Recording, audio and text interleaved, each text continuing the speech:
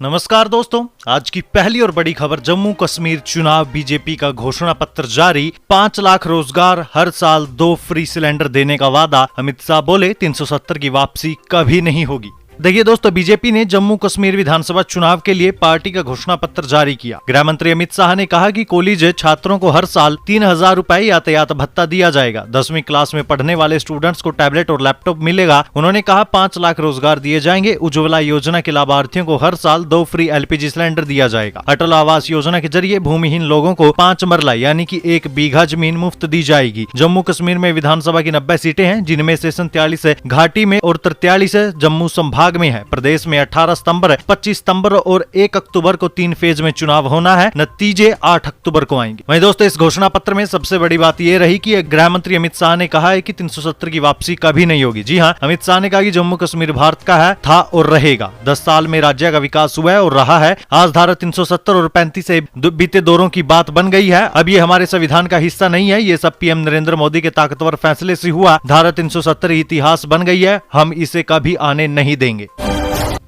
चलिए दोस्तों, अगली खबर। सुप्रीम कोर्ट बोला, क्या केजरीवाल जेल से साइन नहीं कर सकते? ऐसा कोई प्रतिबंध है? दोषी की याचिका साइन न होने से सजा माफ नहीं हो रही। देखिए दोस्तों, सुप्रीम कोर्ट ने एक मामले में दोषी करार होने के बाद सजा काट रहे व्यक्ति की दायर याचिका पर सुनवाई की। याचिकाकर्ता ने आरोप लगाया है कि दिल्ली सरकार उसकी सजा माफ करने में देरी लगा रही है। जस्टिस अभय S. ओका और जस्टिस ऑगस्टिन जॉर्ज मसीही की बेंच को दिल्ली सरकार ने कहा कि CM अरविंद केजरीवाल जेल में है। ऐसे में उनकी गैर मौजूदगी के चलते सजा माफ वाली फाइलों पर उनके साइन नहीं हो पा रहे। इस बीच बेंच ने दिल्ली सरकार से पूछा कि क्या दिल्ली के मुख्यमंत्री अरविंद केजरीवाल को जेल से अपने कर्तव्यों का पालन करने से रोकने के लिए कोई प्रतिबंध आदेश है। बेंच ने कहा कि हम इसकी जांच करना चाहते हैं, क्योंकि इससे सैकड़ों मामले प्रभावित होंगे।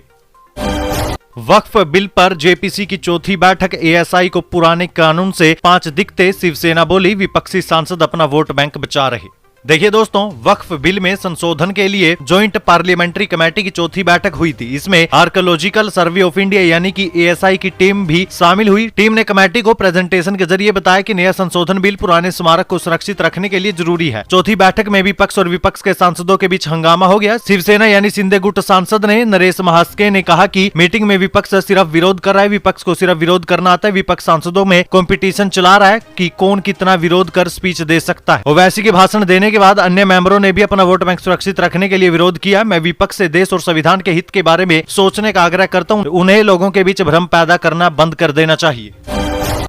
अमित शाह बोले, जब तक जम्मू और कश्मीर में अशांति, पाकिस्तान से बात नहीं। कांग्रेस पत्थरबाजों को जेल से छुड़ाना चाहती है ताकि घाटी में फिर आतंक फैले। देखिए दोस्तों, गृह मंत्री अमित शाह ने शनिवार को जम्मू कश्मीर के पलोरा में जनसभा की। विधानसभा चुनाव को लेकर शाह की ये पहली रैली है। इस दौरान उन्होंने कांग्रेस और नेशनल कॉन्फ्रेंस पर घाटी में दोबारा आतंक फैलने का आरोप लगाया। उन्होंने कहा कि कांग्रेस नेशनल कॉन्फ्रेंस का गठबंधन LOC यानी भारत पाकिस्तान बॉर्डर पर फिर से ट्रेड शुरू करना चाहता है। उसका पैसा आतंकियों के मददगार तक पहुंचेगा और इलाके में फिर से अशांति आएगी। हालांकि भाजपा सरकार के रहते ऐसा संभव नहीं हो पाएगा। अमित शाह ने कहा कि मैं आज ये कहना चाहता हूँ कि जब तक जम्मू कश्मीर में शांति नहीं आएगी, तब तक पाकिस्तान से कोई बातचीत नहीं होगी। कांग्रेस जेल में बंद पत्थरबाजों और आतंकी गतिविधियों में लिप्त लोगों को छुड़ाना चाहती है ताकि आतंक फिर से फैले।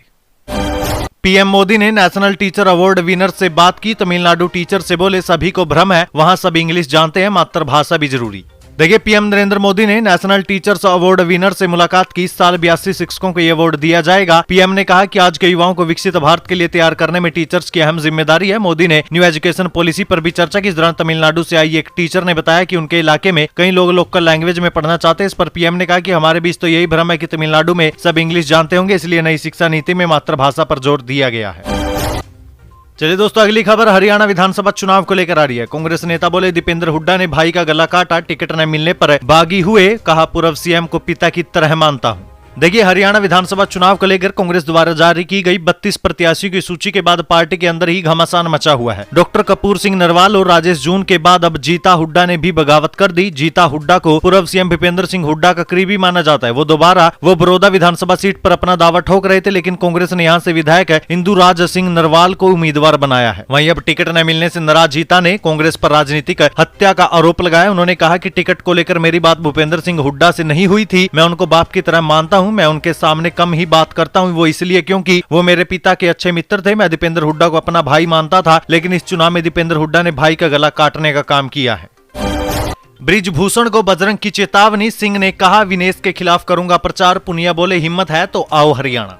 देखिए दोस्तों, देश के दो धाकड़ पहलवान बजरंग पुनिया और विनेश फोगाट ने अपनी राजनीतिक पारी की शुरुआत की है। दोनों कांग्रेस पार्टी में शामिल हो चुके हैं। दोनों ने कांग्रेस पार्टी का हाथ थाम लिया। इसके बाद से भाजपा दोनों पर जमकर निशाना भी साध रही है। विनेश और बजरंग पर सबसे ज्यादा भारतीय कुश्ती संघ के पूर्व अध्यक्ष बृजभूषण शरण सिंह भड़क रहे हैं। बृजभूषण ने कहा कि मैं पहले ही कहता था कि ये दोनों कांग्रेस के हाथ में खेल रही हैं। दोनों कांग्रेस की कठपुतलियां हैं। मैं बीजेपी हाईकमान से अपील करूंगा कि मुझे हरियाणा में चुनाव प्रचार प्रसार के लिए भेजा जाए। मैं हरियाणा में विनेश के खिलाफ प्रचार करूंगा। इस पर कांग्रेस नेता और पहलवान बजरंग पुनिया ने कहा कि आपका स्वागत है, सभी का अधिकार है। आइए, आप बृजभूषण में हिम्मत है तो वे हरियाणा में आए, यहाँ प्रचार करें। ये यहाँ की जनता तय करेगी कि आपका यहाँ किस तरीके से स्वागत किया जाएगा।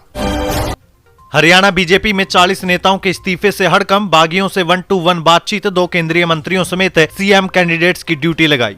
देखिए, हरियाणा में उम्मीदवारों की लिस्ट जारी करने से मची भगदड़ के बीच बीजेपी ने डैमेज कंट्रोल करना शुरू कर दिया। सब कुछ केंद्रीय कार्यालय की तरफ से तय किया जा रहा है। रूठों को बनाने के लिए शीर्ष नेतृत्व की तरफ से 1-to-1 बातचीत की जा रही है। चुनाव प्रभारी धर्मेंद्र प्रधान, केंद्रीय मंत्री मनोहर लाल, सीएम नायब सिंह सैनी और प्रदेश सह प्रभारी विप्लव देव ने टिकट बंटने के बाद बागी तेवर अपनाने वाले 10 से ज्यादा नेताओं से बात कर उन्हें मनाने की कोशिश की। इनमें कुछ मान भी गए, कुछ ने समर्थकों के साथ मीटिंग कर निर्णय लेने की बात कही। वहीं टिकट कटने के बाद हरियाणा के रेवाड़ी, झज्जर, रोहतक, सोनीपत, करनाल, अंबाला, हिसार, फतेहाबाद, गुरुग्राम जिलों में सबसे ज्यादा बगावत हुई है। करीब 40 नेताओं ने इस्तीफे दे दिए हैं। इनमें विधायक, पूर्व मंत्री सहित कई निगम और बोर्ड के चेयरमैन तक शामिल रहे।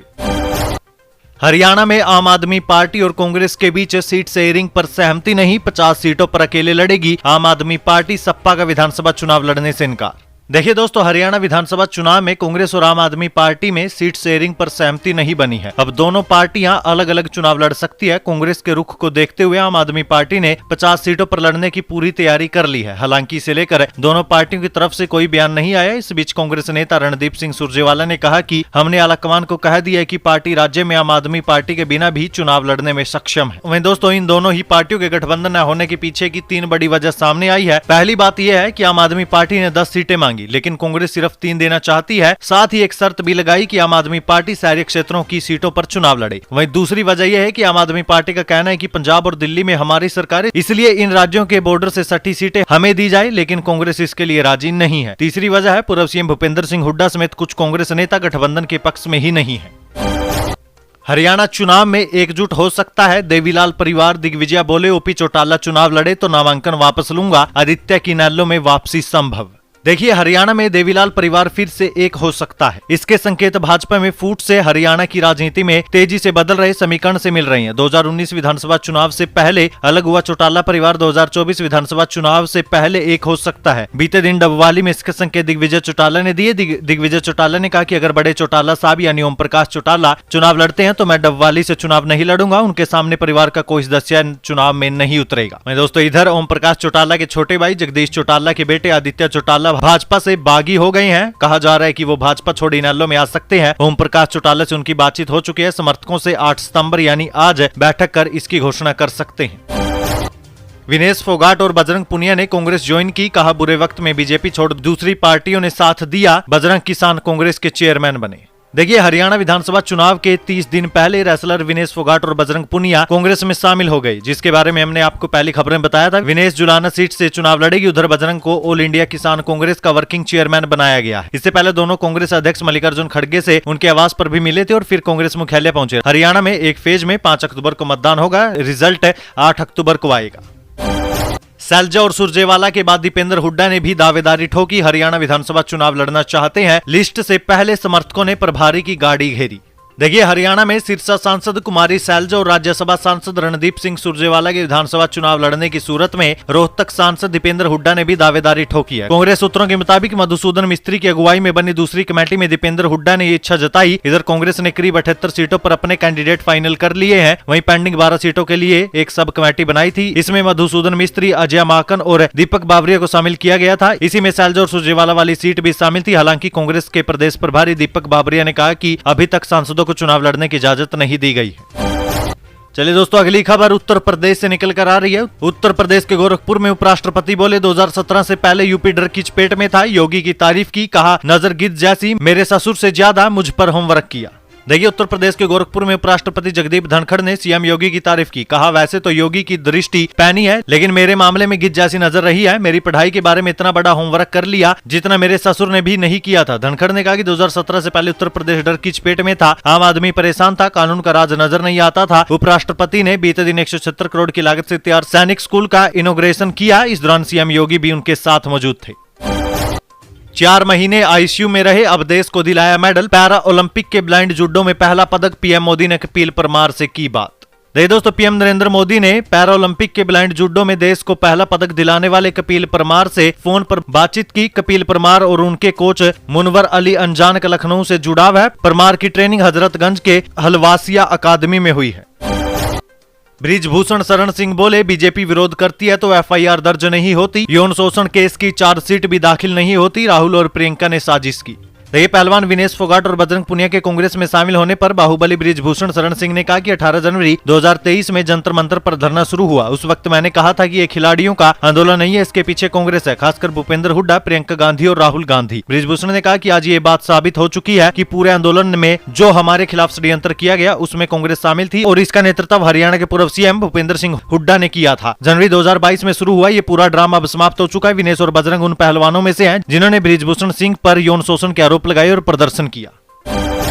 मेरठ मेट्रो का मॉडर्न इंटीरियर लुक देखिए। 120 की स्पीड में दौड़ेगी। मरीजों को स्ट्रेचर पर ले जाने की भी सुविधा है। 700 लोग सफर कर सकेंगे। देखिए दोस्तों, मेरठ मेट्रो ट्रेन का मॉडर्न लुक सबके सामने आ गया। गाजियाबाद के दुहाई स्टेशन पर मॉडर्न मेट्रो के लुक की रिवीलिंग सेरेमनी हुई, जहां मेट्रो के लुक और उसकी खासियतों से लोगों को रूबरू करवाया गया। एनसीआरटीसी के अनुसार जून 2025 में मेरठ में मेट्रो चलने लगेगी। रैपिडेक्स के कॉरिडोर पर ये मेट्रो चलाई जाएगी। मेरठ के प्रतापपुर में, मेरठ में ही मोदीपुरम स्टेशन तक 23 किलोमीटर की दूरी ये मेट्रो कवर करेगी। भविष्य में इस रूट को आगे भी बढ़ाया जा सकता है। चलिए दोस्तों, अगली खबर बिहार को लेकर आ रही है। जेपी नड्डा ने दलित बीजेपी कार्यकर्ता के घर पर पीचाए। पटना साहिब गुरुद्वारे में टेका माथा, सदस्यता अभियान चलाया। बिहार को मिलेंगे 2 सुपर स्पेशलिस्ट अस्पताल। देखिए, बीजेपी के राष्ट्रीय अध्यक्ष जेपी नड्डा के बिहार के दौरे का बीते दिन दूसरा दिन रहा। बीते दिन नड्डा तख्त श्री हरमिंदर पटना साहिब गुरुद्वारे पहुंचे। जेपी नड्डा ने गुरुद्वारे में माथा टेका और अरदास भी लगाई। गुरुद्वारे के बाद नड्डा खाजे कला घाट के पास दलित बस्ती पहुंचे। यहाँ उन्होंने बीजेपी का सदस्यता अभियान चलाया। 10 लोगों को पार्टी की सदस्यता भी दिलवाई। नड्डा ने पटना में दलित कार्यकर्ता के घर पर चाय पी। इसके बाद वे पीएमसीएच पहुंचे, जहाँ नए भवनों के निर्माण कार्यों को जायजा लिया। बिहार एयरपोर्ट में जमीन देने से 3 गांव का इनकार। किसान बोले, सरफुद्दीन गांव में 90 घर, हमारे 500 जान दे देंगे, जमीन नहीं देंगे। तेजस्वी यादव का आरोप, नीतीश से नहीं संभल रहा बिहार। सीएम ने 20 दिन में 1000 किलोमीटर यात्रा की। 10 जिलों में 25 योजनाओं को रफ्तार दी। देखिए, सीएम नीतीश कुमार एक बार फिर से एक्टिव हो गए हैं। हर दिन वे किसी न किसी जिले में जा रहे हैं। उन्होंने पिछले 20 दिन में 10 जिलों में चल रही अलग अलग योजनाओं की स्टेटस रिपोर्ट ली। वे सीधे ग्राउंड पर जाकर कार्यों की समीक्षा कर रहे हैं, काम में तेजी लाने का निर्देश दे रहे हैं। हालांकि इस दौरान वे मीडिया से लगातार दूरी बनाए हुए हैं। जदयू जहां इसे नीतीश कुमार के काम करने का स्टाइल बता रही है, तो वहीं राजद की तरफ से इसे काम करने का दिखावा बताया जा रहा है। कुछ लोग इसे तेजस्वी यादव के आरोपों का जवाब भी बता रहे हैं। लालू यादव गमछा लाए थे, अब तेजस्वी हटा रहे। आरजेडी की दबंगई वाली छवि खत्म करना चाहते हैं। हरी टोपी और बैच के साथ नया संदेश। देखिए दोस्तों, गमछा बिहार के लोगों के लिए बिहारी होने का प्रतीक है। ये बिहार के कल्चर का हिस्सा है। इससे लोग बिहार के ग्रामीण इलाकों से लगाव महसूस करते हैं। यही वजह कि लालू प्रसाद ने इसे अपनी पार्टी के हर सदस्य को रखने के लिए कहा था। उन्होंने कहा था कि ये पार्टी लाइसेंस की तरह होगा, लेकिन अब कमान तेजस्वी के हाथों में। वे पार्टी में भी बदलाव कर रहे हैं। यही वजह कि अब राजद में गमछे की जगह टोपी और बैच ज्यादा दिखेगा। बैठक में तेजस्वी यादव ने स्पष्ट किया कि टोपी और बैच का इस्तेमाल करें। भाजपा कार्यालय में कोर कमेटी की बैठक हुई। अभियान में वास्तविक सदस्य बनाए, रिकॉर्ड रखे, जेपी नड्डा ने कहा। देखिए, भाजपा के प्रदेश मुख्यालय में कोर कमेटी की बैठक हुई। इसमें पार्टी के राष्ट्रीय अध्यक्ष जेपी नड्डा ने कहा कि सदस्यता अभियान में वास्तविक सदस्य बनाए, संख्या बढ़ाने के लिए दोहराव से बचे। समर्पित सदस्य ही भाजपा का भविष्य है। ऐसे में सदस्य बनाने के बाद उनका पूरा रिकॉर्ड रखे, जिससे उनसे संपर्क करने में आसानी हो। चलिए दोस्तों, अगली खबर मध्य प्रदेश से आ रही है। वडोदरा मंडल में ब्लॉक 15 से लेकर 29 सितंबर तक गांधीधाम एक्सप्रेस बदले रूट से चलेगी। चलिए दोस्तों, अगली खबर, ओवरनाइट एक्सप्रेस के 2 कोच पटरी से उतरे। जबलपुर रेलवे स्टेशन के पास हुआ हादसा, यात्री सुरक्षित।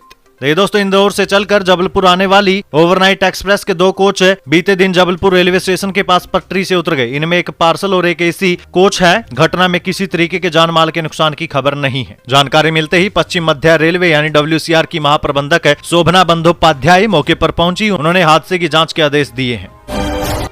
चलिए दोस्तों, अगली खबर राजस्थान से निकल कर आई। 51 साल की उम्र में 9 घंटे 19 मिनट दौड़े पवन, दुनिया की सबसे ऊंची मैराथन में गोल्ड जीता। 28 देशों के 6281 रेसर्स ने भाग लिया था।